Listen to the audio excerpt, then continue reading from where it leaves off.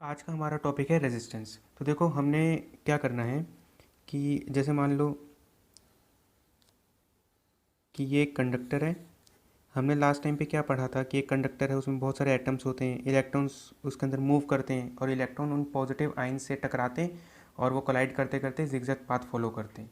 तो उसी चीज़ों के ऊपर बात है कि जैसे मान लो कि हमने क्या किया, इसके ऊपर एक ये कंडक्टर था, इसके अंदर इलेक्ट्रॉन्स है और यहाँ पर जैसे मान लो कि ये कुछ पॉजिटिव आयन्स हो गए, ये पॉजिटिव आयन्स, ये पॉजिटिव आयन्स।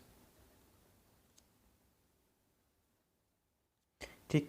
तो होता क्या है कि जैसे ही इस कंडक्टर के ऊपर एक इलेक्ट्रिक फील्ड लगाते हैं तो इलेक्ट्रॉन मूव करता है। अब इलेक्ट्रॉन क्या इजीली तो मूव करता नहीं है, अगर यहाँ पर पॉजिटिव आयंस नहीं होते तो इलेक्ट्रॉन आराम से इस जगह से लेकर इस वाले पॉइंट तक पहुँच जाता। तो इसमें करंट आना शुरू हो जाता कि अगर ये कॉन्टीन्यूस फ्लो होता इलेक्ट्रॉन्स का तो इसके अंदर करंट आ जाता।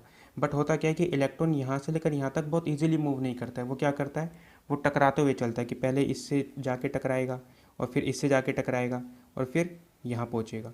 तो इलेक्ट्रॉन को यहाँ से लेकर यहाँ तक आने में बहुत ईजिली वो मूव नहीं कर पाता। वो क्या है कि बहुत डिफ़िकल्टी से यहाँ से लेकर यहाँ तक आ पाता है। तो होता क्या है कि इसी लगातार कोलिजन्स की वजह से इसमें जो भी करंट आता है वो कम होना शुरू होता है और इसी प्रॉपर्टी को हम क्या बोलते हैं, रेजिस्टेंस। तो resistance is defined as it is the property of a material which opposes the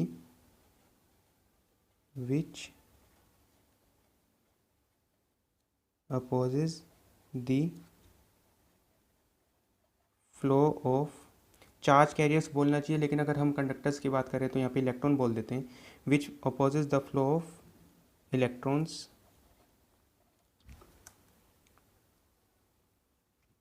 और which opposes the flow of electrons और we can say electric current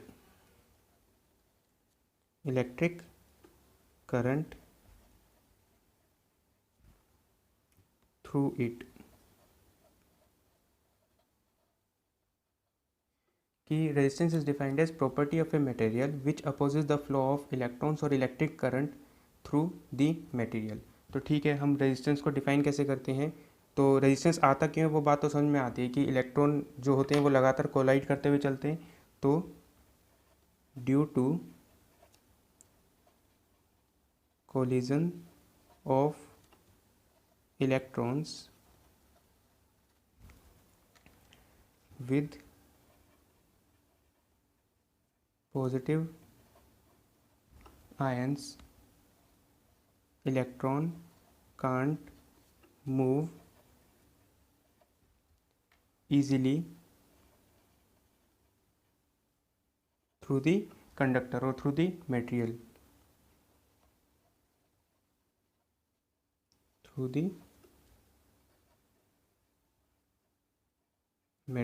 and so electric current decreases. अगर electron जैसे मान लो अगर एक electron यहाँ से यहाँ तक टी टाइम में आता है, अगर पॉजिटिव आयंस नहीं होते तो यहाँ से लेकर यहाँ तक मान लो वो अगर 1 सेकेंड में आया, लेकिन पॉजिटिव आयंस के साथ टकराने की वजह से ये क्या, उसको टाइम ज़्यादा लग गया। अब जो करंट होता है वो तो charge flowing per unit time होता है। अगर इलेक्ट्रॉन को यहाँ से लेकर यहाँ तक आने में टाइम ज़्यादा लग जाएगा तो करंट डिक्रीज होना शुरू हो जाएगा और उसी प्रॉपर्टी को हम बोलते हैं रेजिस्टेंस। तो ये आता इस वजह से, कोलिजन्स की वजह से है। रेजिस्टेंस को हम डिफाइन कैसे करते हैं कि जैसे मान लेते हैं कि ये कंडक्टर हो गया, इस कंडक्टर के अक्रॉस हमने एक बैटरी लगाई V वोल्ट की। तो होता क्या है कि ये वाला पॉइंट लोअर पोटेंशियल हो गया ज़ीरो, तो ये वाला पॉइंट हो गया ज़ीरो, तो ये वाला पॉइंट हो गया ज़ीरो। ये बैटरी का पोटेंशियल डिफरेंस V, ये V हो गया, ये V हो गया, तो ये V हो गया। तो होता क्या है कि जो करंट है, जो इलेक्ट्रिक फील्ड है वो हायर पोटेंशियल से लोअर पोटेंशियल की तरफ इधर गई, जिसकी वजह से इसमें करंट भी इधर आ गया कि इलेक्ट्रॉन्स राइट से लेफ़्ट आएंगे तो करंट लेफ़्ट से राइट जाएगा। तो यहाँ से अगर मैं इस पूरे सेटअप में अगर करंट देखूँ तो एक करंट सेटअप हो जाता है आई। तो कंडक्टर के अक्रॉस एक बैटरी लगाने की वजह से इसमें करंट आ गया आई। तो इसका हम रेजिस्टेंस कैसे डिफाइन करते हैं, रेजिस्टेंस को हम डिनोट करते हैं आर से। तो resistance is defined as potential difference across the conductor V divide by current I. तो जब भी हमें रेजिस्टेंस निकालना होगा तो हम इसको ऐसे ही डिफाइन करेंगे, वी बाय आई। अच्छा, इसका अगर हम यूनिट की बात करें, पोटेंशियल की यूनिट होती है वोल्ट और करंट की यूनिट होती है एम्पियर। तो इसकी यूनिट हो गई वोल्ट पर एम्पियर, या इसको एक और चीज़ बोल सकते हैं, इसको ऐसा बोलते हैं ओम, और इसका सिंबल है ऐसे। तो रेजिस्टेंस कैसे डिफाइन किया गया, वी बाई आई से। कभी भी किसी भी चीज़ का रेजिस्टेंस फाइंड आउट करना होगा तो हम कंडक्टर के अक्रॉस पोटेंशियल डिफरेंस लिखेंगे, उसको करंट से डिवाइड कर देंगे, तो हमें रेजिस्टेंस फाइंड आउट हो जाएगा। अब हम रेजिस्टेंस का एक रिलेशन निकालते हैं मास ऑफ इलेक्ट्रॉन में, रिलैक्सेशन टाइम में, लेंथ में। तो ठीक है, उसके लिए हम रिलेशन निकालते हैं। लास्ट टाइम हमने करंट का और वी का एक रिलेशन पढ़ा था। Current I is equal to N E A V D, जिसमें वी डी होता था ड्रिफ्ट वेलोसिटी, और वी डी को हम लिखते थे, वी डी का हमने एक रिलेशन निकाला था पोटेंशियल डिफरेंस से और रिलैक्सेशन टाइम में। तो वी डी का फॉर्मूला आ गया था ई वी का मतलब potential difference divide by into में tau divide by M into L, जिसमें एल का मतलब होता है लेंथ ऑफ कंडक्टर। तो ठीक है, वी डी को अगर मैं इसमें पुट कर देता हूँ तो आई आ जाता है N E A V D, कितना आ गया E V tau by M L. ठीक है, तो इससे मैंने क्या निकाल लिया, वी बाई आर निकाल लिया, वी बाई आई निकाल लिया। तो हमने यहाँ से वी बाई आई निकाला, वो आया। ठीक है, तो इसको एम एल को यहाँ ले जाते हैं, एम एल, आई नीचे आ गया, N E square tau, N E square tau. But V by I को तो हम रेजिस्टेंस बोलते हैं, तो यही किसके बराबर आ गया, और एक एरिया भी बच जाएगा ए, तो यही किसके बराबर आ जाता है, आर के बराबर, रेजिस्टेंस के बराबर। ठीक है, तो हमने देखो रेजिस्टेंस का एक फॉर्मूला पढ़ा,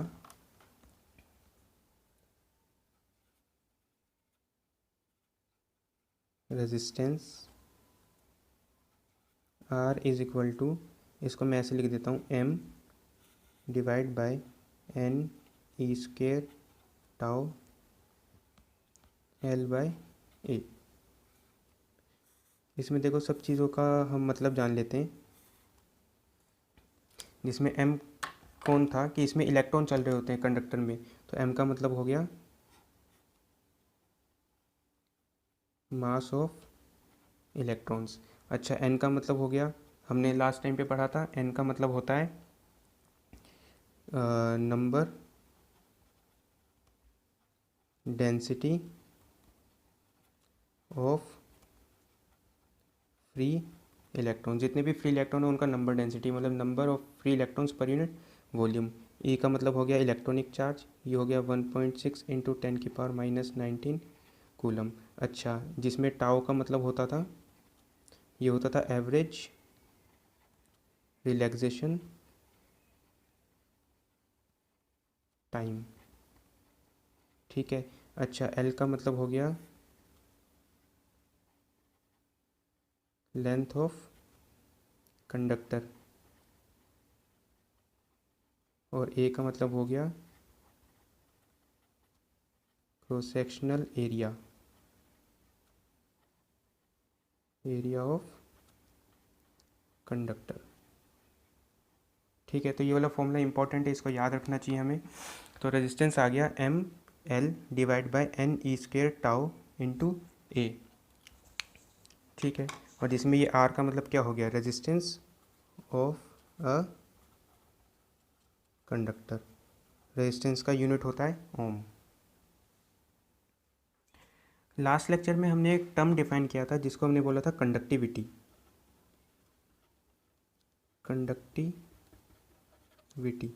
सिग्मा, और उसका फॉर्मूला आया था N E square tau by M. जब हम लास्ट एक J is equal to sigma E हमने डिराइव किया था तो उसमें हमने एक टर्म डिफाइन किया था कंडक्टिविटी, ये। तो अगर मैं इसको और इसको देखूं तो ये वाला पूरा टर्म इसके इन्वर्सली प्रोपोर्शनल है, इसका रेसिप्रोकल है। तो हम इसको ऐसे लिख सकते हैं, ठीक है, जैसे अगर ये कंडक्टिविटी है तो एक टर्म और होता है जिसको बोलते हैं रजिस्टिविटी, रजिस्टिविटी जिसको हम डिफाइन करते हैं रो से। तो resistivity is equal to 1 by conductivity, कि रजिस्टिविटी और कंडक्टिविटी रेसिप्रोकल्स होते हैं, सिग्मा। ठीक है, तो रजिस्टिविटी का फॉर्मूला क्या आ गया, रजिस्टिविटी आ गया रो विल बी इसका अपोजिट हो गया m divide by N E square tau. तो अगर मैं इस वाले फॉर्मूले में इसको रो बोल दूँ तो हमारे पास रेजिस्टेंस का एक नया फॉर्मूला आ जाएगा, R will be rho L by A. तो ये भी बहुत इंपॉर्टेंट फॉर्मूला है, इसके ऊपर बहुत क्वेश्चंस होते हैं, तो हम उसको देखेंगे। इसके न्यूमेरिकल क्वेश्चंस भी हम देखेंगे जिसमें इसको हमने बोला रेजिस्टिविटी। ठीक है। अच्छा, इसमें देखो अगर हम एक बात देखें कि ये मास ऑफ इलेक्ट्रॉन है, ये हो गया number density of free electrons, electronic charge tau. इसमें मास ऑफ इलेक्ट्रॉन और इलेक्ट्रॉनिक चार्ज ये तो हमेशा कांस्टेंट रहते हैं। तो जो चीज़ चेंज हो सकती है वो क्या है कि अगर मैं जैसे जैसे टेम्परेचर इंक्रीज़ करता जाता हूँ तो रिलैक्सेशन टाइम चेंज होता रहता है, या फिर अगर मैं मटेरियल चेंज करता रहूँगा तो number density of free electron change होती रहेगी। कि आयरन के अंदर नंबर ऑफ फ्री इलेक्ट्रॉन्स अलग होते हैं, उनका अमाउंट अलग होता है, कॉपर के अंदर अलग होते हैं, प्लास्टिक के अंदर अलग हो सकता है। ठीक है। तो ये जो टर्म है रो, ये किन किन बात पे डिपेंड करती है? एक तो ये मटेरियल पे डिपेंड करती है, मटेरियल पे in the sense number of free electrons की वजह से, और टाउ पे डिपेंड करेगी मतलब टेम्परेचर पे डिपेंड करेगी। ये टाउ क्या होगा, ये जो टेम्परेचर है इसका रिलेशन टाउ में आता है कि जैसे जैसे टेम्परेचर बढ़ता जाएगा वैसे वैसे टाउ कम होता जाता है, तो ये रेजिस्टिविटी इंक्रीज़ होती जाती है। तो हम उनकी बात करेंगे। तो ओवरऑल मैं ये बोल सकता हूँ कि resistivity rho depends on material as well as temperature. But जो रेजिस्टिविटी है वो कंडक्टर के शेप या साइज़ के ऊपर डिपेंड नहीं करती है। कि अगर मैं आयरन का एक बड़ा ब्लॉक लूँ 1 मीटर क्यूब का, या फिर एक ब्लॉक लेता हूँ 10 मीटर क्यूब का, या एक स्फेरिकल ले लो या फिर एक क्यूबिकल ले लो, कैसा भी तो रहेगा तो वो आयरन ही, तो मटेरियल सेम रहेगा तो नंबर डेंसिटी सेम रहेगी। तो ये जो रो है वो चेंज नहीं करेगा। तो जब तक मटेरियल सेम है तो वो शेप और साइज़ के ऊपर डिपेंड नहीं करता। तो मैं ये चीज़ कह सकता हूँ कि resistivity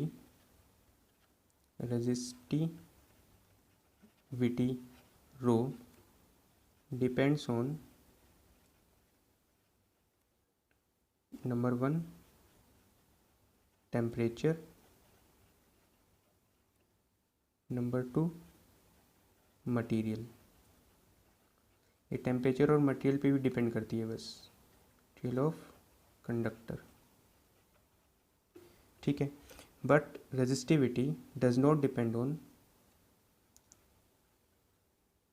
resistivity does not depend on dimension. Dimension का मतलब है कि उसका लेंथ हो गया, कंडक्टर का लेंथ हो गया, या फिर उसका एरिया हो गया ऑफ कंडक्टर। ठीक है। अच्छा, रेजिस्टिविटी का हम यूनिट निकाल लेते हैं। तो रेजिस्टिविटी को डिफाइन किया जा सकता है, rho will be R A by L. ये हो गया मीटर स्क्वायर, ये हो गया मीटर, तो मीटर स्क्वायर में एक ही मीटर हट गया तो मीटर बच गया, और ये होता है ओम। तो रेजिस्टिविटी का जो यूनिट होता है, यूनिट ऑफ रो, ये कितना होता है? ये होता है ओम मीटर। तो देखो ओवरऑल हम ये चीज़ बोल सकते हैं कि अगर ये कंडक्टर है और इसमें ये इसका लेंथ हो जाएगा, ये कंडक्टर का लेंथ हो गया एल, और ये इसका क्रॉस सेक्शन एरिया हो जाएगा ए। तो अगर करंट ऐसे फ्लो कर रहा है कि इस कंडक्टर से करंट ऐसे फ्लो कर रहा है आई, तो इसका मैं जो रेजिस्टेंस है वो रेजिस्टेंस लिख सकता हूँ, आर विल बी, ये जो कंडक्टर है उसका रेजिस्टिविटी रो मान लेते हैं, तो इसको लिख सकते हैं रो एल बाई ए। देखो एल बाई ए को थोड़ा और अच्छे से डिफाइन करते हैं। एल का मतलब होता है length of conductor parallel to the direction of flow of current. तो मैं एल को ऐसे डिफाइन कर सकता हूँ कि L is the length of conductor parallel to current.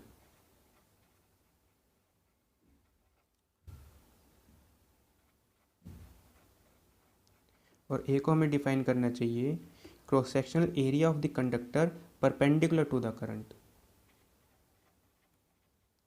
Cross sectional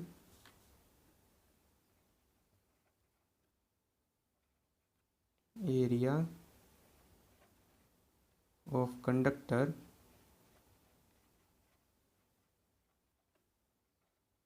perpendicular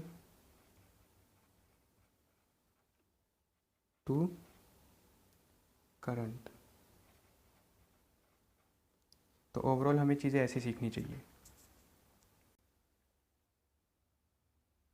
तो अभी तक हमने जाना कि resistance of wire can be written as rho L by A, जिसमें एल होता है लेंथ ऑफ वायर, ए होता है उसका क्रॉस सेक्शनल एरिया और रो होता है रेजिस्टिविटी। तो ऐसे करके हम उसका रेजिस्टेंस निकाल सकते हैं। तो इसी फॉर्मूले पे हम कुछ क्वेश्चंस करते हैं। देखो, एक टाइप के क्वेश्चंस तो ऐसे बनते हैं कि वायर को कट कर दें या एक वायर के अंदर दूसरा वायर ऐड कर दें, तो ये एक टाइप के प्रॉब्लम बनते हैं। वर्सेस तो cutting adding problem versus stretching problem, कि हम एक वायर को स्ट्रेच भी कर सकते हैं, कि एक वायर को दूसरे वायर के साथ कनेक्ट कर सकते हैं या एक वायर को कट कर सकते हैं, या ऐसे टाइप के प्रॉब्लम होते हैं जिसमें हम वायर को स्ट्रेच करते हैं, तो ये स्ट्रेचिंग प्रॉब्लम। देखो इन दोनों प्रॉब्लम्स में डिफरेंस क्या होता है।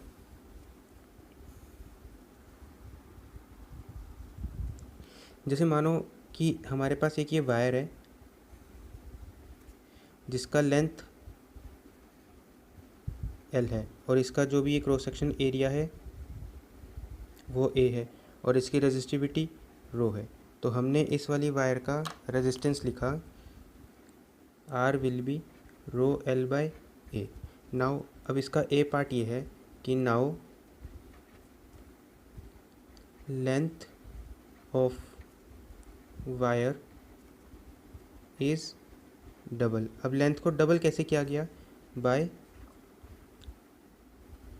Adding another wire. कि देखो इसमें ये कहा गया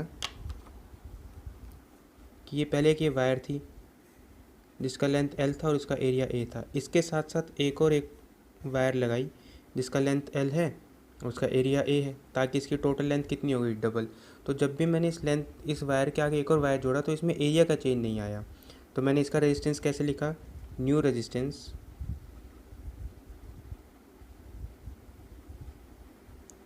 रेजिस्टेंस इसको हम लिख देते हैं R prime will be rho into, यहाँ से लेकर यहाँ तक का टोटल लेंथ कितना हो गया? 12 डिवाइड बाय एरिया कितना हो गया? ए। तो ये आर प्राइम कितना आ गया? 2 रो एल बाय ए। तो ये तो हमारा पुराना वाला रेजिस्टेंस हो गया, तो ये कितना हो गया? 2R। तो मतलब अगर मैंने लेंथ को डबल किया तो रेजिस्टेंस डबल हो गया। आप इसको ऐसे भी बोल सकते थे कि R is directly proportional to length. So if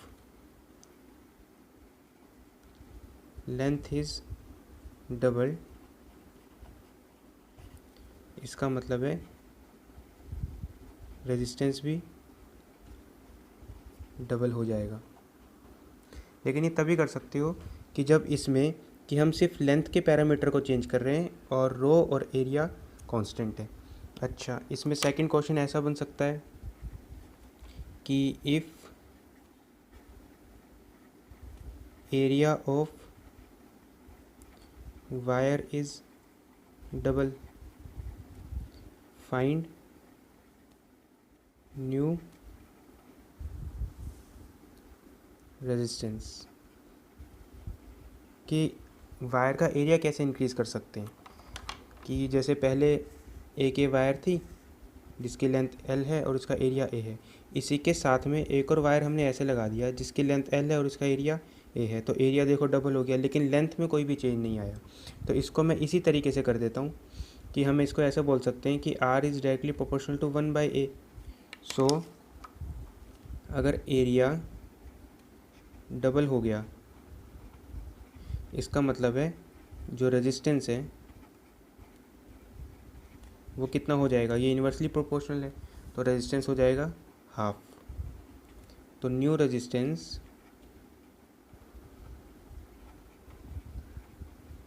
ये आ जाएगा are prime will B R/2। तो देखो एक टाइप के प्रॉब्लम तो ये होते हैं जिसमें हम वायर के साथ एक और वायर जोड़ सकते हैं, चाहे वो सीरीज़ में जोड़ सकते हैं या पैरेलल में जोड़ सकते हैं। लेकिन ये चीज़ आप तब बोल सकते हो कि जब एक ही पैरामीटर चेंज हो रहा हो और बाकी दो पैरामीटर सेम हो।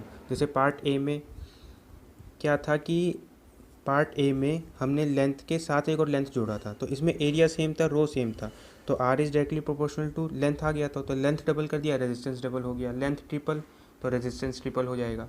सेकंड पार्ट में क्या था कि वायर के पैरेलल एक और वायर जोड़ दिया, तो इसमें लेंथ सेम रहा, रो तो वैसे भी सेम रहता है, तो एरिया चेंज हो रहा है। तो इन तीनों में से सिर्फ एक ही पैरामीटर चेंज हो रहा है, तो मैं ऐसा बोल सकता हूँ कि R is directly proportional to 1/a। तो अगर एरिया डबल हो गया तो रेजिस्टेंस हाफ हो गया, अगर एरिया ट्रिपल हो जाएगा तो रेजिस्टेंस 1/3 हो जाएगा।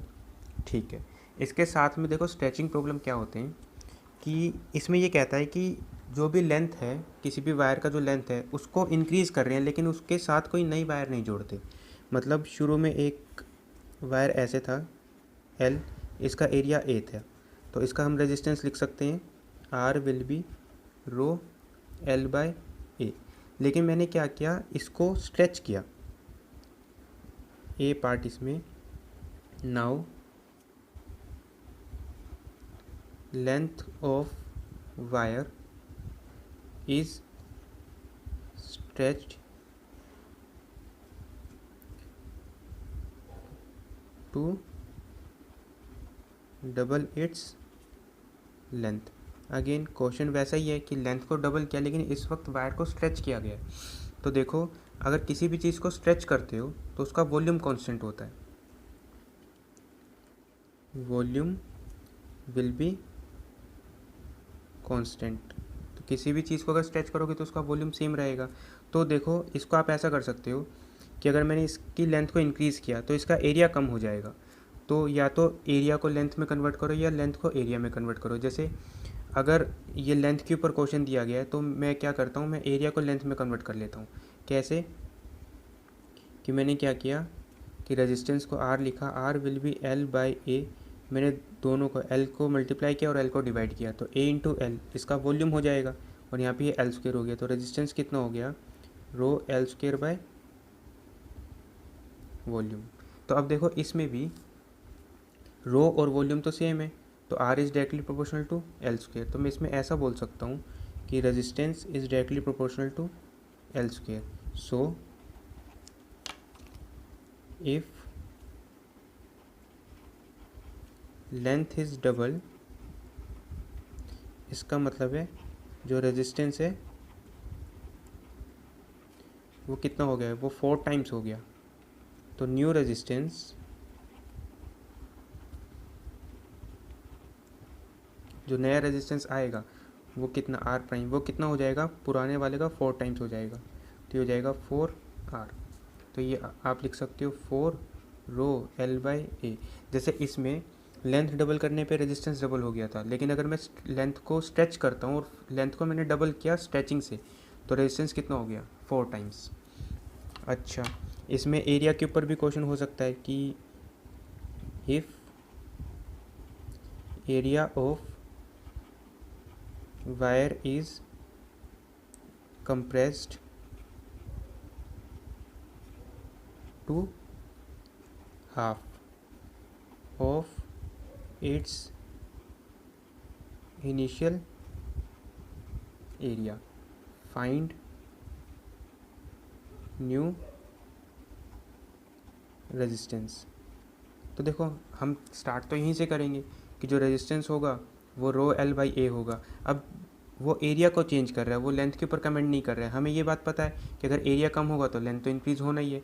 तो आप क्या करो इसमें कि लेंथ को एरिया में कन्वर्ट कर लो। जैसे हमने यहाँ पे लेंथ से मल्टीप्लाई लेंथ से डिवाइड किया था, ऐसे ही इसमें आप ऐसा भी कर सकते हो, R will be rho L/A into, आप एरिया से मल्टीप्लाई कर दो और एरिया से डिवाइड कर दो, तो L इंटू एरिया वॉल्यूम हो जाएगा। तो ये हो गया rho into volume divide by area square. तो आप इसमें देखो 2 फॉर्मूलेज यूज़ कर सकते हो। अगर लेंथ के ऊपर क्वेश्चन करना है तो सिर्फ ये वाला फॉर्मूला यूज़ कर लेना, अगर एरिया के ऊपर करना है तो ये यूज़ कर लेना। तो इसमें मैं लिख सकता हूँ कि R will be rho volume by A²। इसका मतलब है R is directly proportional to 1/A²। तो इफ़ एरिया इज़ हाफ, इसका मतलब है जो रेजिस्टेंस है वो ये इन्वर्सली प्रोपोर्शनल है। तो रेजिस्टेंस कितना हो जाएगा, रेजिस्टेंस हो जाएगा 4 टाइम्स, कि अगर एरिया हाफ हो गया तो रेजिस्टेंस 4 टाइम्स हो जाएगा। तो न्यू रेजिस्टेंस आर प्राइम, ये कितना हो जाएगा 4r। देखो हमने ओवरऑल ये बात जानी कि अगर कटिंग या एडिंग प्रॉब्लम होगा तो आप ये कर सकते हो कि या तो resistance is directly proportional to length, ऐसे resistance is directly proportional to 1/एरिया। लेकिन अगर स्ट्रेचिंग प्रॉब्लम होगा और वो लेंथ के ऊपर बात करता है कि लेंथ को स्ट्रेच करता है या कंप्रेस करता है, तो आप ये यूज़ कर लेना कि resistance is directly proportional to L², या फिर resistance is directly proportional to 1/एरिया²।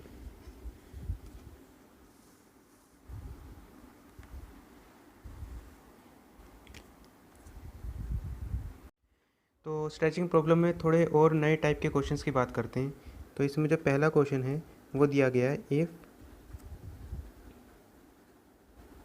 Length of wire is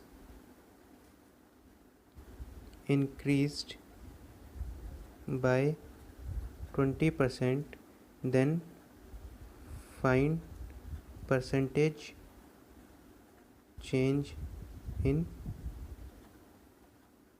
resistance of wire.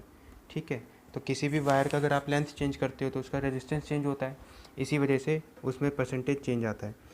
तो ठीक है, अगर मैं बात करूँ किसी भी जनरल क्वांटिटी की, तो जनरली हम परसेंटेज चेंज निकालते हैं कि उस क्वांटिटी की आप फाइनल वैल्यू लिखो, final value minus initial value divide by initial value into 100। अब ऐसे किसी भी चीज़ का परसेंटेज चेंज निकालते हैं। जैसे इस पर्टिकुलर केस में हमें रेजिस्टेंस की बात करनी है, तो हम रेजिस्टेंस का निकालेंगे। ठीक है, तो जो वायर है उसकी लेंथ को इंक्रीज़ किया गया 20% से, कि शुरू में अगर हम बात करें इसका इनिशियल सिचुएशन देखते हैं, तो इनिशियली अच्छा कि इसमें क्या हो गया कि ये ऐसे एक वायर है जिसकी लेंथ L है और इसका एरिया A है और इसकी रेजिस्टिविटी रो है। तो देखो इसमें सिर्फ और सिर्फ लेंथ की बात की है और जो वायर की जो लेंथ है वो इंक्रीज़ की गई है स्ट्रेचिंग से, तो ये स्ट्रेचिंग प्रॉब्लम में ही आता है। तो इसका आप रेजिस्टेंस ऐसे लिखोगे, रो L² बाय वॉल्यूम। तो ठीक है, इसमें करते हैं, इनिशियल लेंथ कितना हो गया वायर का, इनिशियल लेंथ L है, तो इनिशियल रेजिस्टेंस हो जाएगा, initial resistance RI will be rho LI², मतलब L² divide by volume, volume का मैंने V लिखा। अच्छा, फाइनली क्या हो गया, इस वायर को स्ट्रेच करके इसकी लेंथ 20% से इंक्रीज़ कर दी गई। ठीक है, तो इसकी जो भी फाइनल लेंथ होगी वो कितनी हो जाएगी, ये L लेंथ तो था ही था, इसमें 20% इंक्रीज़ कर दिया, मतलब 0.2 L उसमें ऐड कर दिया, तो ये कितना हो गया 1.2 L। तो हम लिखते हैं जो ये फाइनल लेंथ हो गया 1.2 L हो गया। तो जो फाइनल रेजिस्टेंस है R फाइनल, उसको आप लिख सकते हो rho L final square divide by V। तो ये कितना हो गया, rho 1.2 L whole square divide by V। तो R फाइनल आप लिख सकते हो, देखो रो L² बाई V, ये तो ये रेजिस्टेंस हो जाएगा R इनिशियल, तो R इनिशियल 1.2 का स्क्वायर हो गया 1.44, तो ये हो गया R फाइनल। तो इसमें आप परसेंटेज चेंज निकाल सकते हो, percentage change will be R final minus R initial divide bye R initial into 100, ये परसेंटेज चेंज इन रेजिस्टेंस लिख रहे हैं। ठीक है, तो R फाइनल हो गया 1.44 RI minus RI divide by RI into 100, 1.44 minus 1 ये हो जाएगा 0.44, RI ने RI को RI से कैंसिल कर दिया, तो परसेंटेज चेंज कितना आ जाएगा 1.44 माइनस 1/1 इंटू 100, ये आ जाएगा 44%। कि यहाँ पर हमने ये चीज़ जाना कि अगर लेंथ हमने 20% इंक्रीज़ कर दिया तो उसमें परसेंटेज चेंज कितना आया, 44%। ठीक है। अच्छा, सेम क्वेश्चन हम ऐसे करते हैं कि हमसे डेटा चेंज कर दिया, उसने कहा if length of wire is increased by 5%, then find percentage change in resistance। तो बिल्कुल ऐसे ही प्रोसीड करेंगे। देखो, अगर हमने लिखा इनिशियली तो इनिशियल लेंथ कितना हो जाएगा, एल हो जाएगा। तो इनिशियल रेजिस्टेंस कितना हो गया, rho L I square by V. तो ये आ गया rho L square by V. अच्छा, अगर हम इसमें ऐसे लिखें फाइनल लेंथ हम लिखें तो फाइनल लेंथ ऑफ वायर, तो एल फाइनल हो जाएगा एल प्लस 0.5 एल, 0.05 एल, ये आ गया 1.05 एल। ठीक है, तो फाइनल रेजिस्टेंस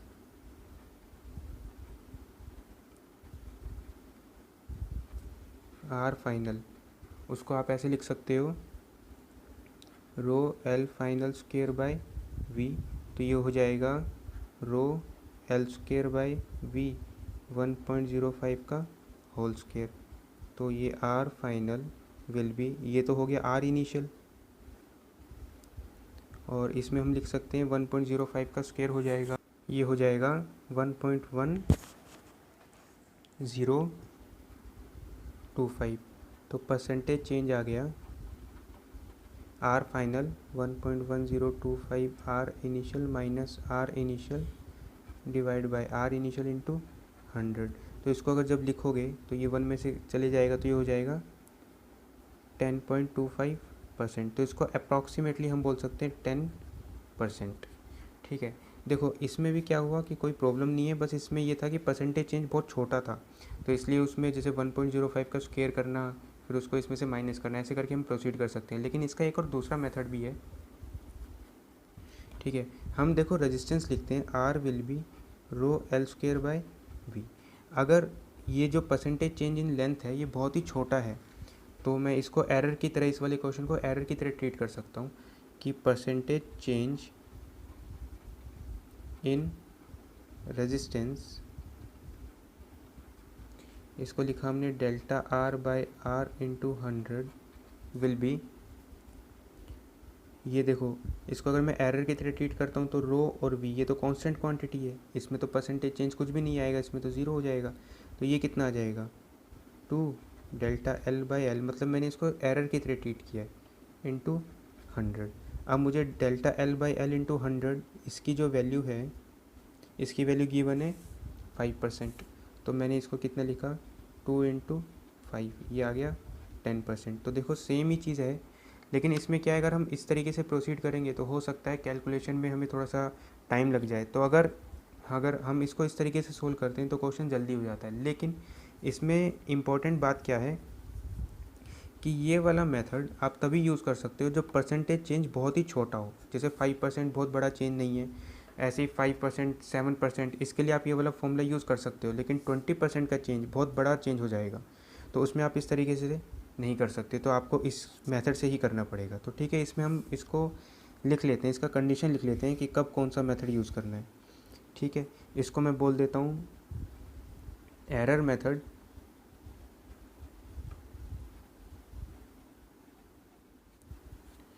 और इसको बोल देते हैं हम प्रॉपर मेथड।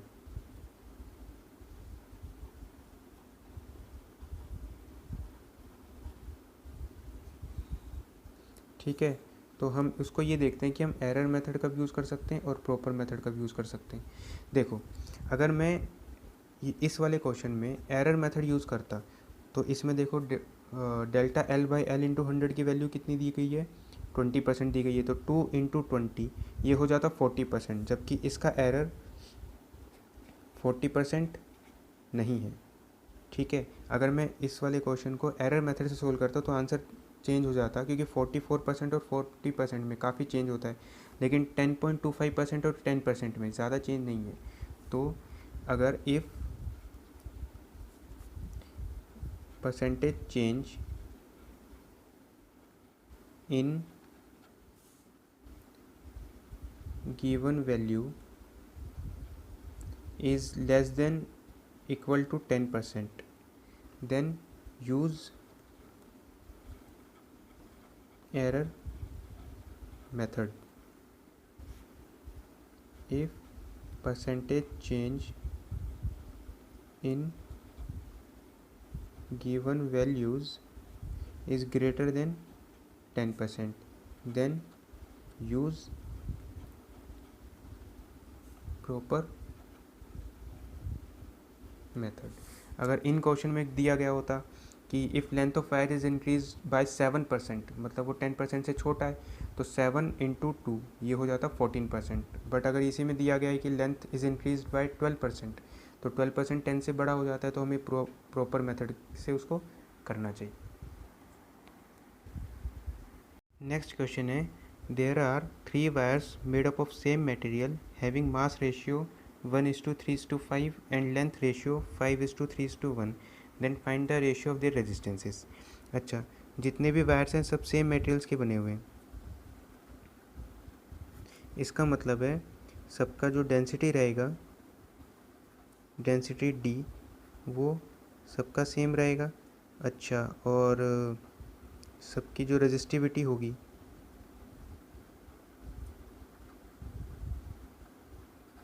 रो, वो भी तीनों वायर्स की सेम रहेगी, क्योंकि जो भी वायर्स है वो सेम मटेरियल से बने हुए हैं। अच्छा, हम रेजिस्टेंस कैसे लिख सकते हैं?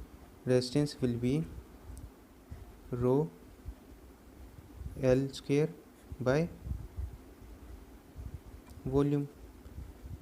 रो into L square by volume को हम लिख सकते हैं mass into density D.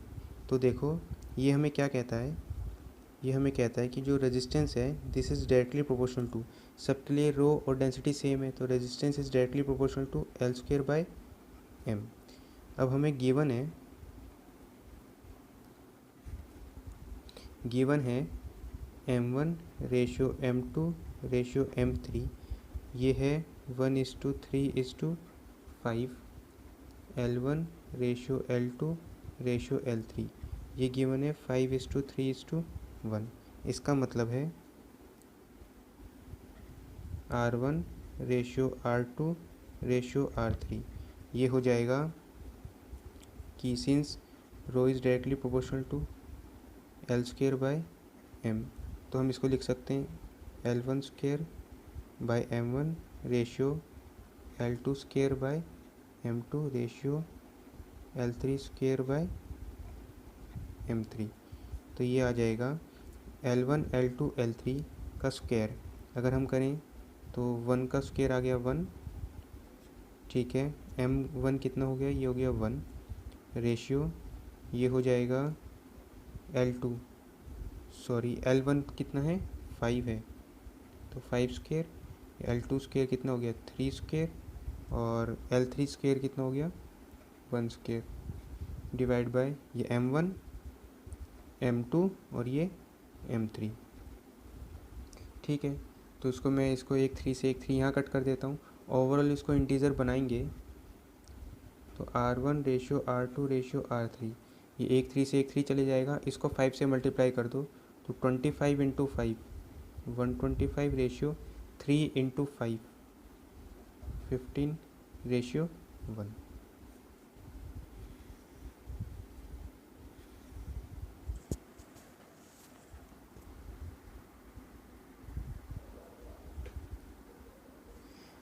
Next question है कि all the edges of a cuboidal block are unequal, largest edge is 4 times its shortest edge, find R max to R minimum. R max और R minimum का ratio find out करना है। तो देखो ये cuboidal block है, तो एक ये क्यूबॉइडल ब्लॉक हो गया,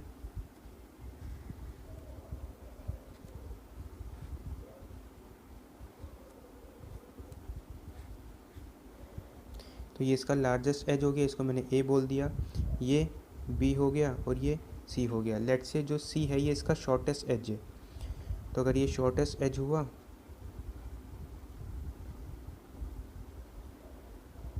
तो जो लार्जेस्ट है ये इसका 4 टाइम्स है। तो हमें क्या फाइंड आउट करना है, इसमें हमें आर मैक्स और आर मिनिमम फाइंड आउट करना है। तो देखो किसी भी वायर का आप रेजिस्टेंस लिखते हो रो एल बाई ए, तो देखो आर मैक्स होने के लिए कि किसी भी चीज़ का इस रेजिस्टेंस को मैक्सिमम होने के लिए क्या होना चाहिए कि लेंथ मैक्सिमम होनी चाहिए और एरिया कम से कम होना चाहिए। अगर मैं ये आर मैक्स इस एज और इस एज के बीच में निकालूं तो इसके लिए क्या हो गया, लेंथ मिनिमम हो गया और एरिया, लेंथ मैक्सिमम हो जाएगा और एरिया मिनिमम हो जाएगा। तो इसके लिए कितना लिखा गया, रो इंटू लेंथ कितना हो गया 4c और एरिया कितना हो गया c इंटू बी। तो c से c कैंसिल हो गया तो आर मैक्स कितना हो गया 4 रो बाय बी। अच्छा आर मिनिमम कि इसमें देखो मुझे रेजिस्टेंस को मिनिमम करना है, तो रेजिस्टेंस मिनिमम कब होगा, जब एरिया मैक्सिमम हो जाएगा और लेंथ मिनिमम हो जाएगा। तो इसका लेंथ मिनिमम कितना हो सकता है ये, और एरिया मैक्सिमम करने के लिए ये कर सकते हो कि ये शॉर्टेस्ट एज है, ये लार्जेस्ट है और ये बीच वाला है। तो इसका जो भी ये एरिया बनेगा, ये इसका जो बेस का एरिया बनेगा ये कितना हो जाएगा ए इंटू बी। तो आर मिनिमम के लिए क्या लिखा गया, रो शॉर्टेस्ट एज हो गई सी शॉर्टेस्ट लेंथ और मैक्सिमम एरिया कितना हो गया ए इंटू बी। तो ये लिखा गया rho C divide by 4c into B, ये c से c कैंसिल तो ये आ गया रो डिवाइड बाय 4b।